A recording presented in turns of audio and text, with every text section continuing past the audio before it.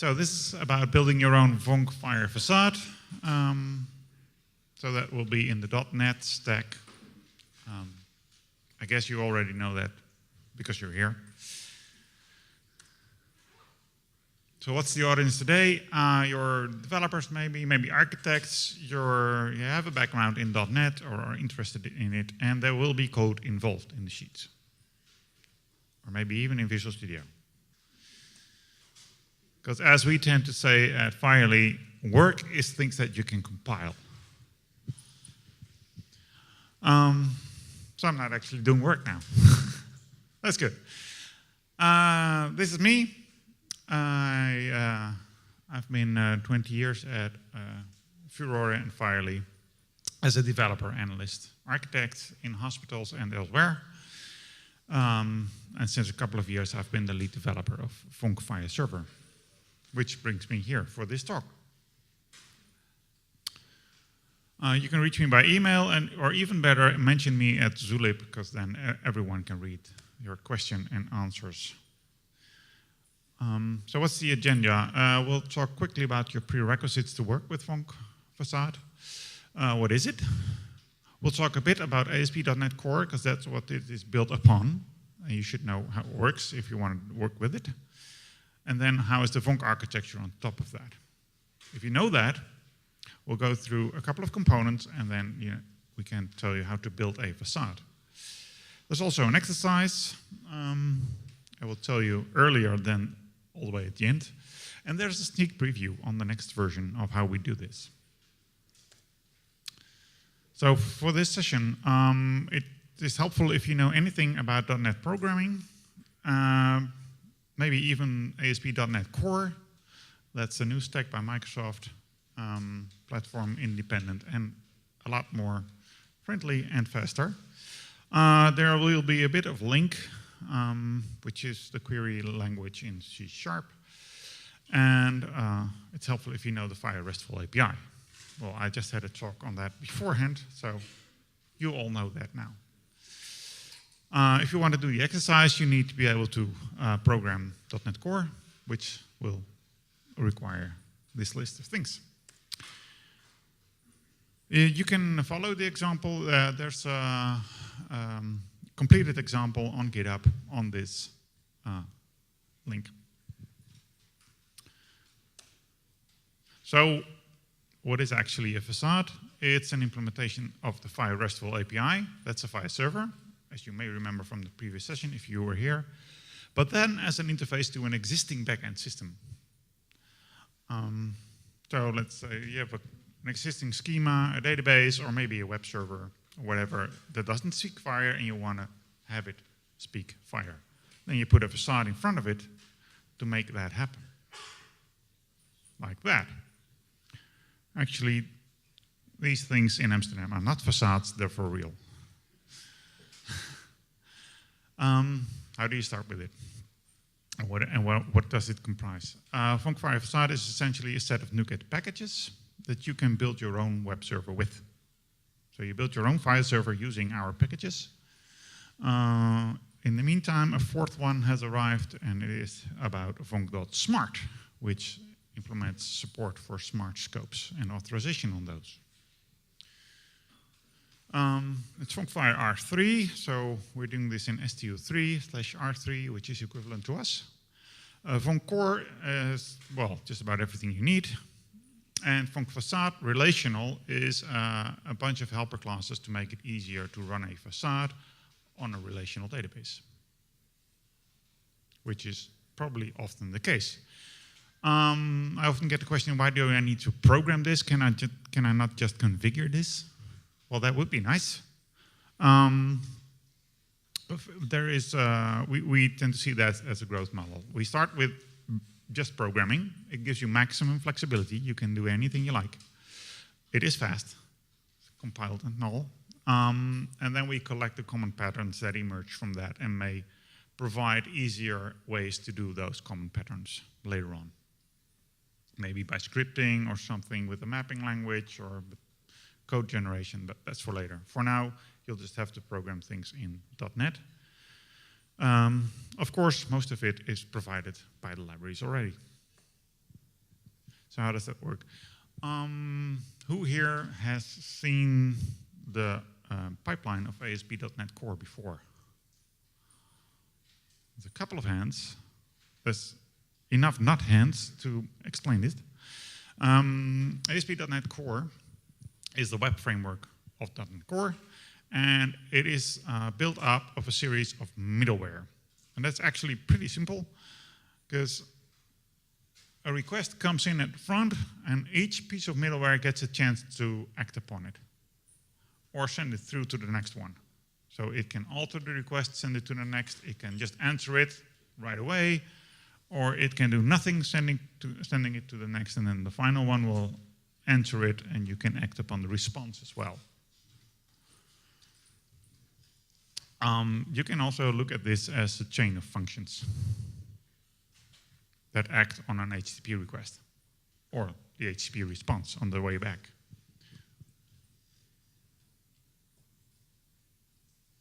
What does that middleware look like? This is an example that does actually nothing. But you create it and you tell, it actually gets told by the framework what is your next component after you. And then whenever a request comes in, it tells you the invoke on an HTTP context, which contains both the request and the response. And you get to do something before or after, and usually you send it off to the next one. Unless you know the answer, then you don't send it off.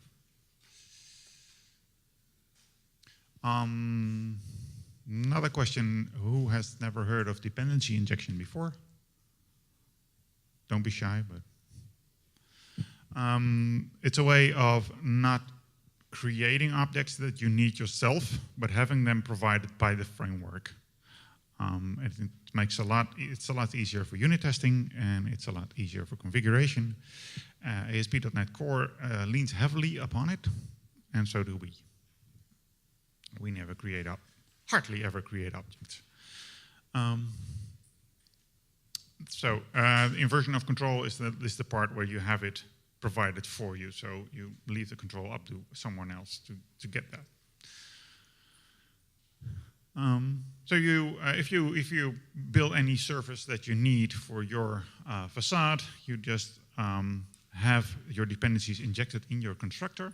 So for instance, if you need the options that have the connection string, you have that injected.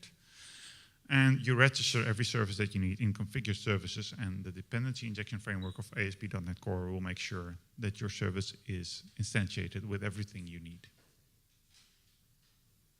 But pay attention to scopes. If you read on this, things that are transient are created every time. Things that are scoped are created once per request. Things that are singleton are created only once for the whole application lifetime. Be careful with that. Then how is Vonk built upon that? I told you ASP.NET Core defines a pipeline, so we utilize that pipeline. It's that simple.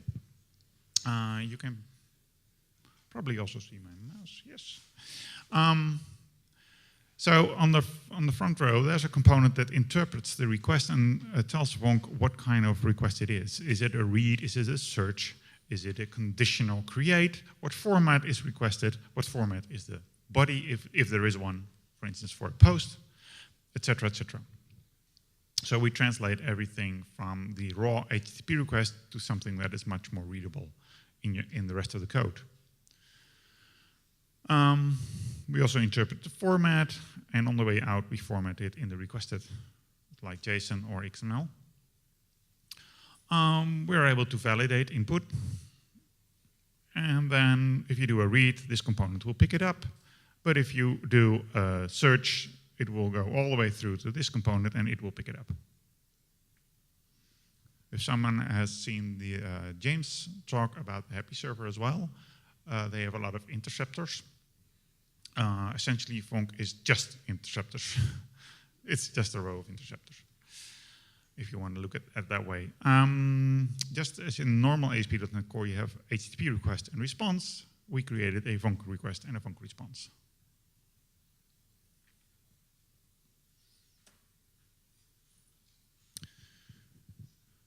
Then there's a all these this pipeline, that's just the upper layer of it, because there's a lot of services beneath doing the actual work. That's what you see here. The upper level is again the pipeline, again in blue. But here are the services that actually make it work. So here's maybe the read middleware, but there's also a read service that does the actual work. There's also a conditional update service, which is a bit more, which is a bit larger. Has more logic to solve that. And then we have an interface, and here it becomes interesting for Facade. We have two interfaces to the actual underlying repositories. The interface is here, and there's for each of them is an implementation.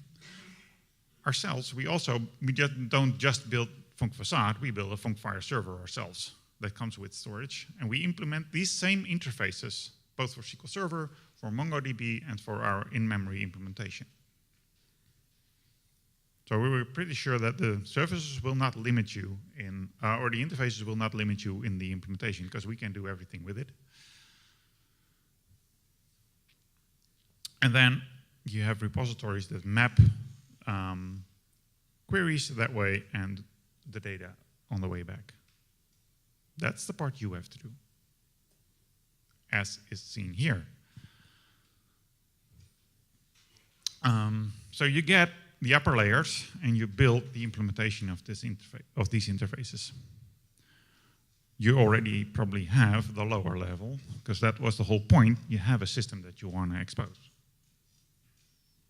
If you want to build this as well, I would suggest to take a FHIR storage from scratch.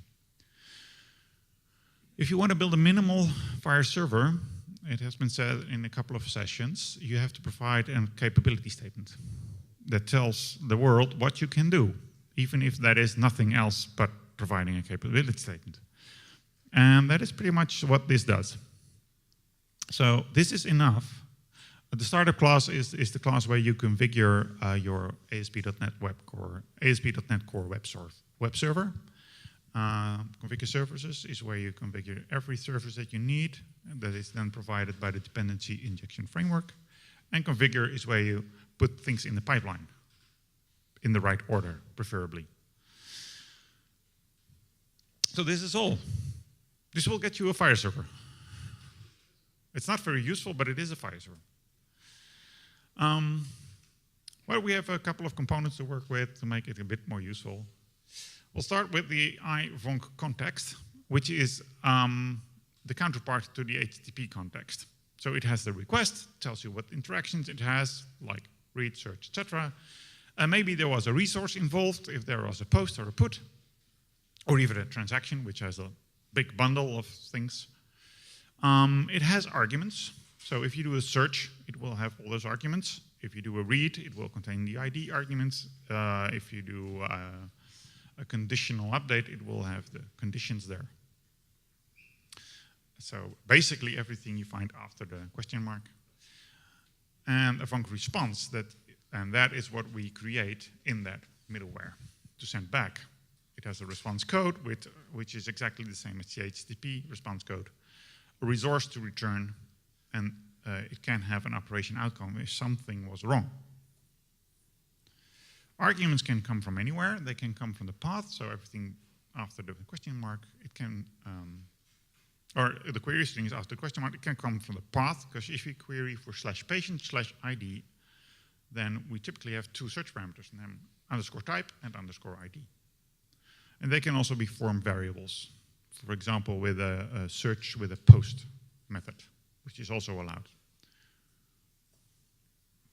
Oh, this is interesting, by the way. If one of the arguments is wrong, you can report an issue on the argument, and that will be translated to an operation outcome automatically, telling the user which argument was wrong and why. Then we have iResource, which is an abstraction of the concept of resource with a bit of metadata and status. So it gets you the version when it was last updated. Is it the current one or not? Is it a historical one? Is it a contained resource? Does it have contained resources? And it provides an element navigator, which is a abstract representation of the resource. That's a bit of an advanced topic, but it's very useful if you want to do FHIR path on it. We're not going to discuss FHIR path itself here, because there's other sessions about that. I said you have to provide a capability statement. But if you have this flexible pipeline that may or may not contain several operations, then your capability statement might change. Or if you build a facade for only 3 types of resources, then the capability statement should contain only those 3 resources, and only the search parameters that you support. Most of that is constructed automatically by Vonk, depending on the types of resources that you declare to support in your code or in the configuration. And if you do very special things like adding a new operation, you can implement a specific interface, which is the conformance contributor that says, I contribute something to the capability statement, and you don't need to worry about all the rest. That will be taken care of. So you don't have to craft a capability statement by hand.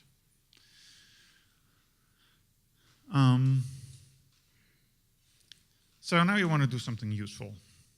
We start with read-only, because that is A, a common case, and B, it's a complex case, but it doesn't touch upon the business issues that come with writing. So let's say this is the search middleware. The actual work is done in the search surface. And what does it do? It uses that interface, the iSearch repository, to address your implementation of that search repository that I will show an example of. That search repository gets that raw argument, so it gets name is Fred. It will tell you. It tells you hardly anything about it. You can act upon that if you want to, so you have that power. But typically, you don't want to do that, and you just pass it along to the query context, which is capable of tearing the whole search URL apart into its parts, and it will validate whether it's correct. It will check whether you use a search parameter that it's actually supported, whether you don't end up, whether a chain doesn't end up in a resource type that you don't support, etc., etc. And the only thing you give to it is the type of, is a class that can create bits of the query that you are constructing. So typically in a relational database, this queue will eventually be a SQL query. If you have another web API behind it, you will construct a URL.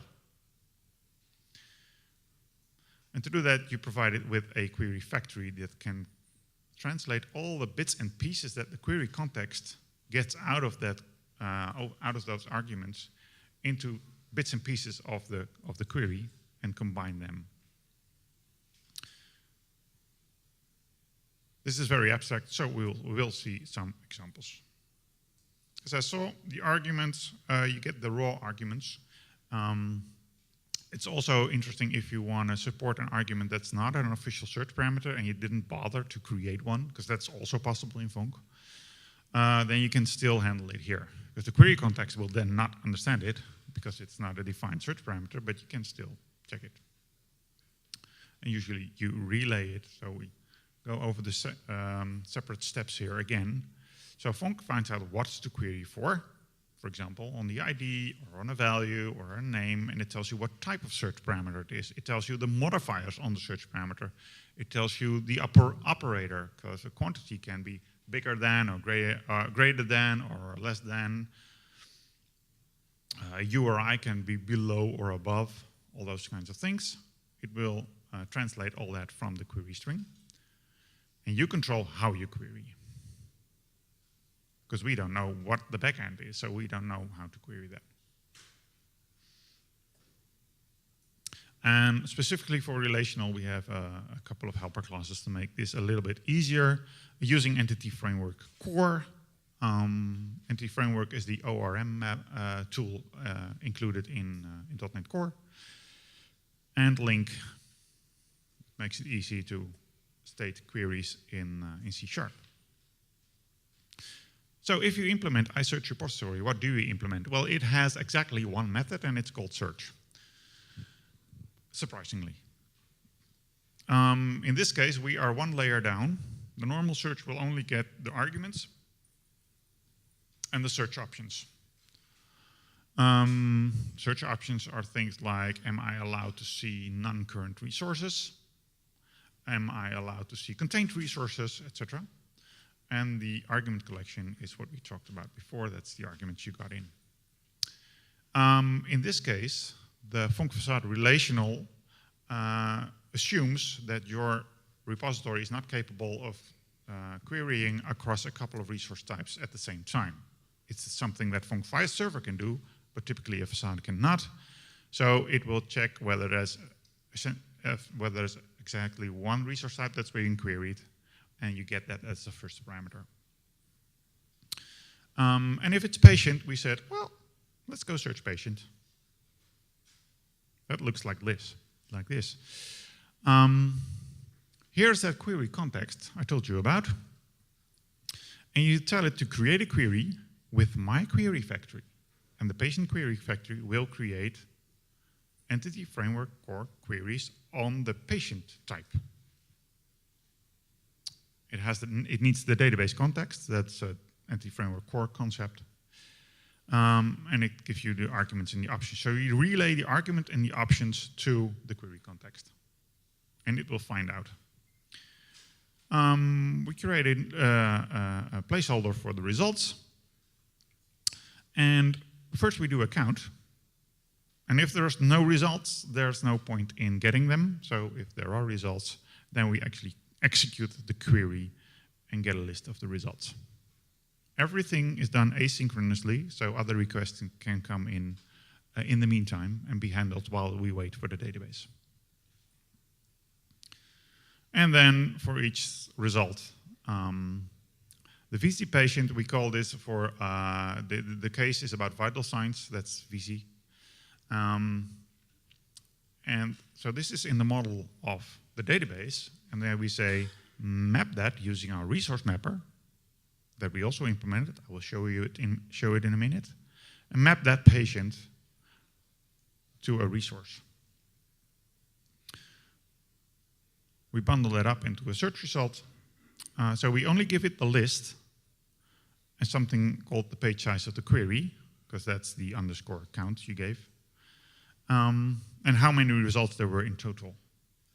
And then Vonk will take care of bundling this up in a bundle of type search set with all the extra data that comes with it. Because there you have entries and they have a bit of extra data. And it will serialize it into the requested format. You don't have to care about that. So, the patient query factory, what I told you about, is about creating bits and pieces of a query on a patient, which is what you are most familiar with, I think, like thinking of queries on a patient table, but instead on a patient object that will then be translated to SQL. It has a lot of methods. Oh, that's too fast. It has a lot of methods that are called add value filter for a specific type of value. A token value is used for underscore ID. It is used for identifier.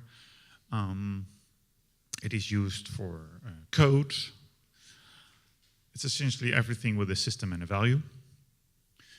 So if the parameter name is underscore ID, that's the technical ID of the resource, we map it to our own ID of the record.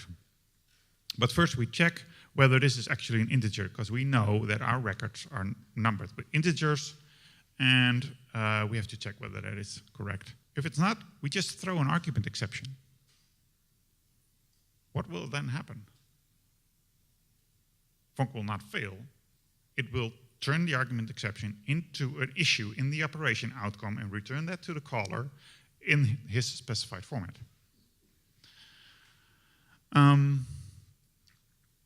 But if all goes well, you just return the correct query. And if it's identifier, we check for the patient number.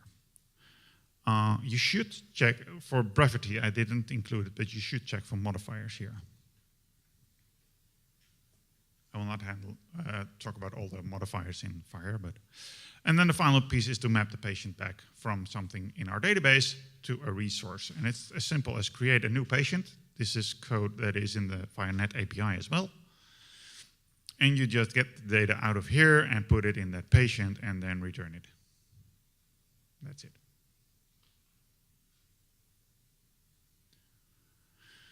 So what do you need to register in that dependency injection? Well, first your DB context, otherwise you can't reach your database. The search repository that you implemented.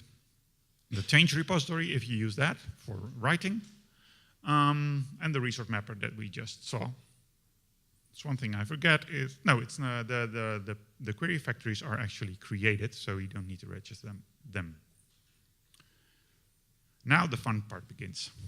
You implemented the search method.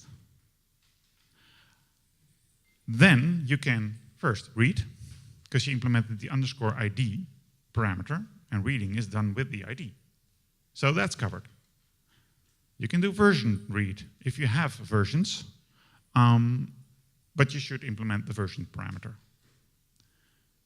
We can search, obviously, but you can also do history, because history is just searching by an ID and then getting the old versions.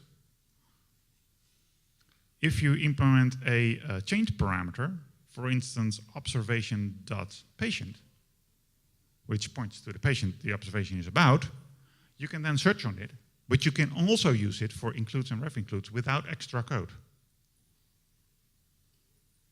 And then the final bit is smart authorization.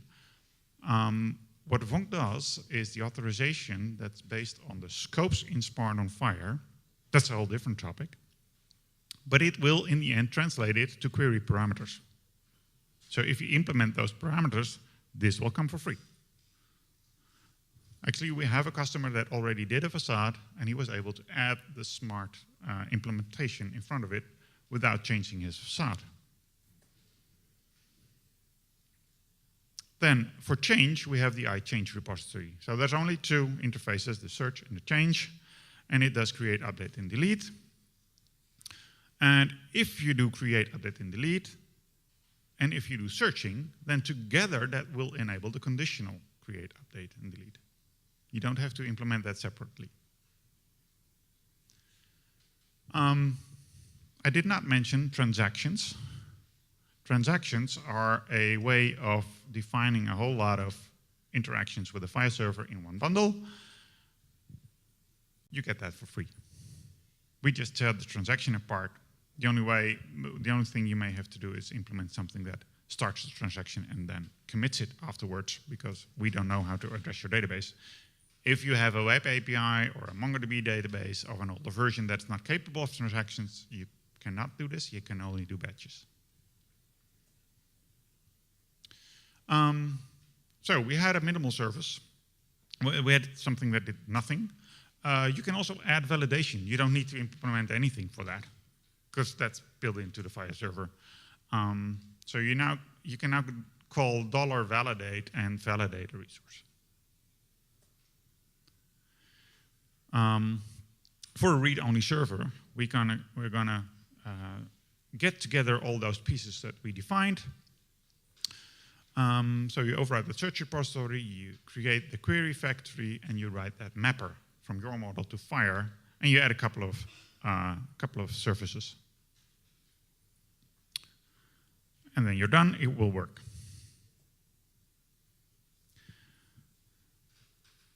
And then the best way to get a feeling for this is to do it yourself.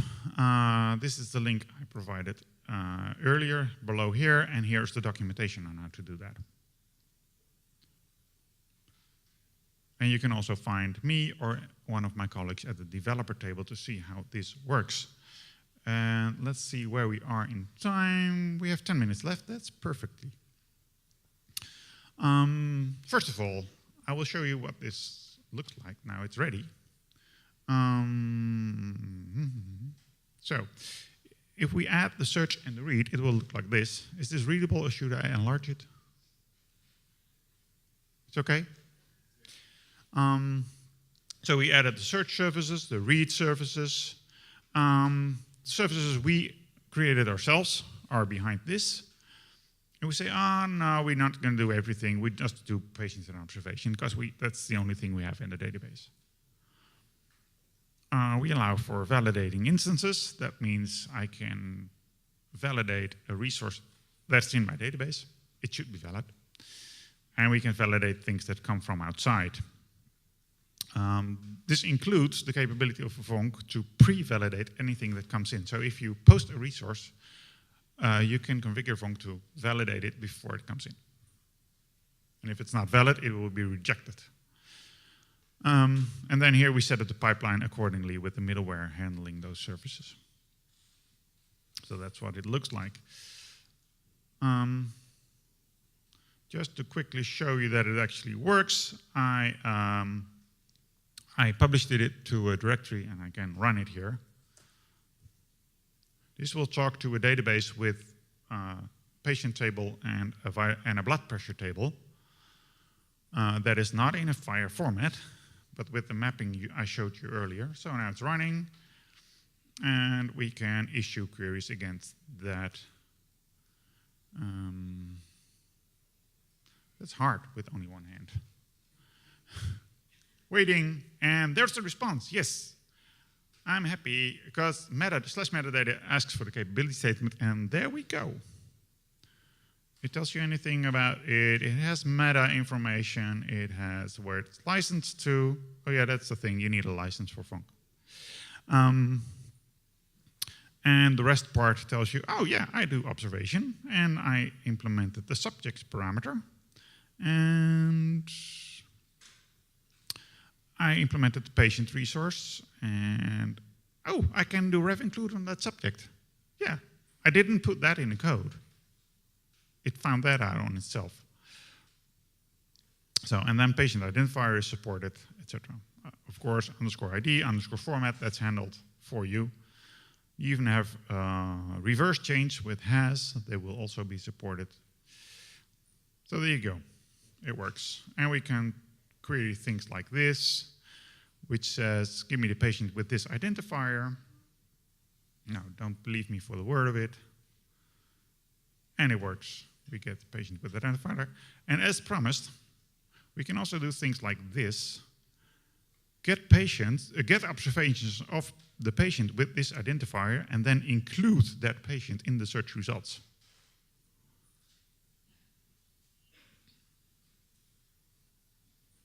And that also works. Here's the observation. It references patient number 3. And there's another observation. There is another observation. And then finally, there's the patient itself, stating that the search mode was include because this was not a search match, it was an include. That is all handled for you. Now, that's all nice and fun. Stop the server.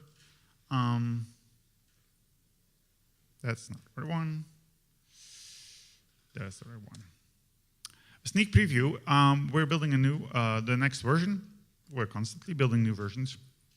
And we're changing a bit on the way on how to set this up. Because currently, you have to build your own web server and then include our libraries. But we already have a web server, it's Vonk FHIR server. Can we not just reuse it? And we're going to make that available. So you have that pipeline and you just configure, I don't want these. 5 minutes left. I don't want these. And I do want something of myself. And just configure it into the pipeline. So the only thing you have to implement is this library and not a web server. What's happening? Not for me, I hope. So what is the advantage? You can utilize the Vonk server setup, and it has flexible app settings to configure just about anything. It has logging built in, also very flexible to files, to whatever you want to go.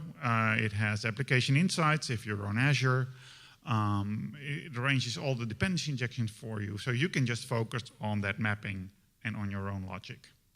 You also get to use the administration API. that allows for using terminology and more advanced validation. How do you configure that? Well, in the app settings, there's pipeline options. It tells us what the pipeline should look like, and we say, well, on the root path, I don't want a SQL, a Mongo, or a memory database that comes with Vonk. I want my own repository. So we did that. And we can show that here. One moment.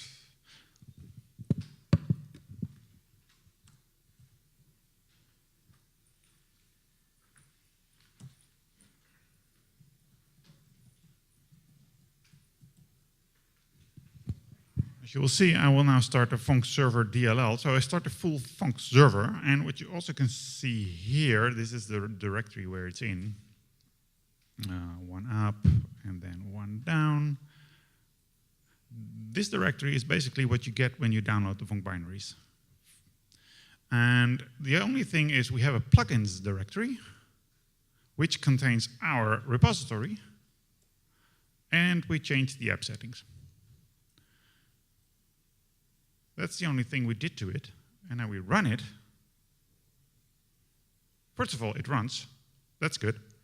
But it also tells you, yeah, please stop. It tells you what was loaded. Oh, it will log some other things. It tells you what was loaded on which path. So stop logging, please. You see, logging works as well out of the box. And it tells us on the root path, we indeed loaded our own configuration here. It's hard to see because it doesn't here.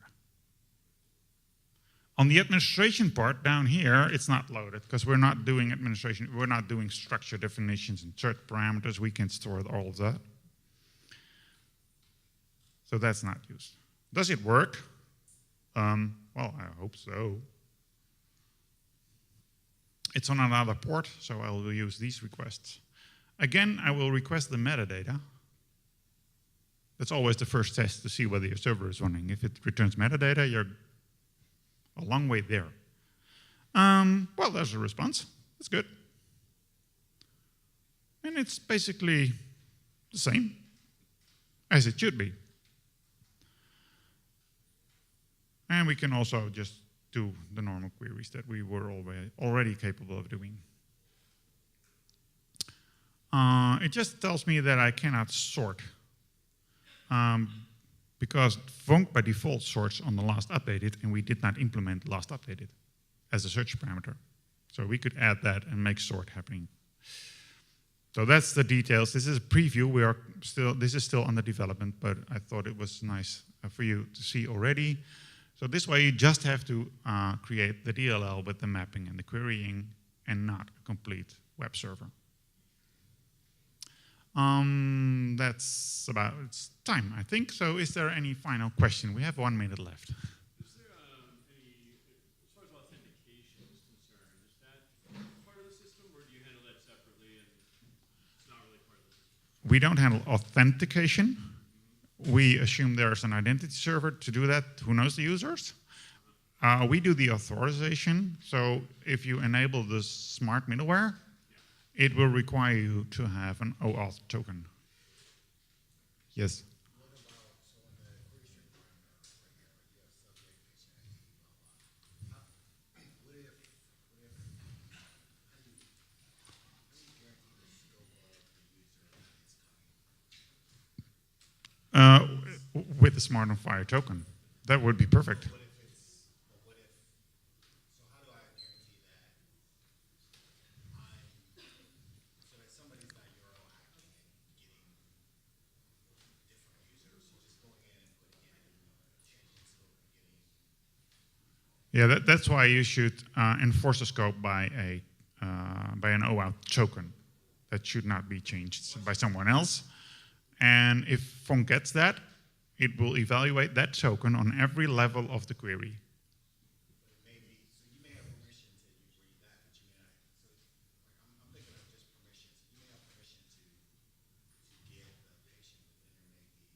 Yeah, you can express that in Smart on FHIR scopes. Which resource types you're allowed to read and for what patient. Yeah. Is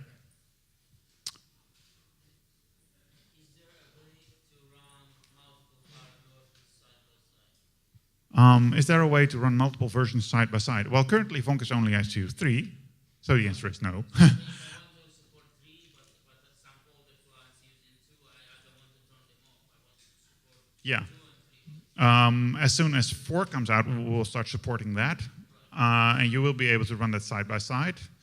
And we will even try to make it work that you can run it in a single server. And it will support both versions. When 4 comes out. Yeah. It will then. But Right now it's only 3. 2 may be possible, but we have not had any requests for that. So, yeah. 2 you can do, but standalone. Yeah. But you cannot do 2 and 3 side by side. Yeah, because we're going to make that possible for 3 and 4. But I'm not sure we're going to backport to 2. I think you were first.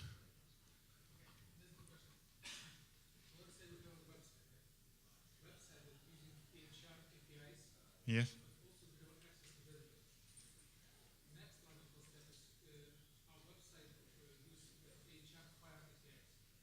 Yeah.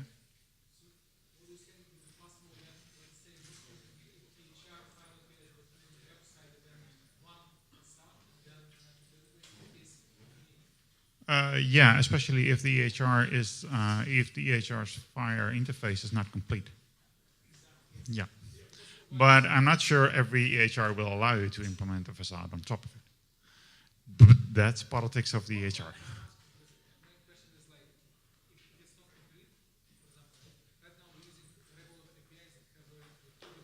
Yeah.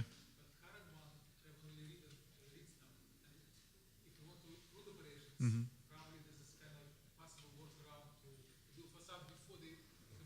Yeah, it would be possible to create a facade in front of the EHR web APIs or the EHR database. The latter one is dangerous because they might change the database without you knowing.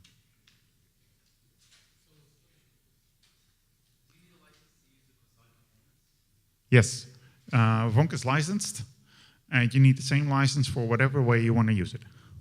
The full server or the facade or whatever, it's the same license.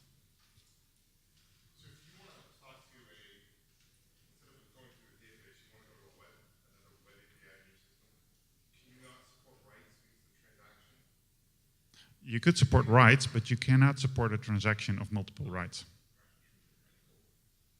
Unless you have some transactional way of doing your API calls, but that's usually not the case. All right. Thank you very much. Enjoy the rest of the day and tomorrow.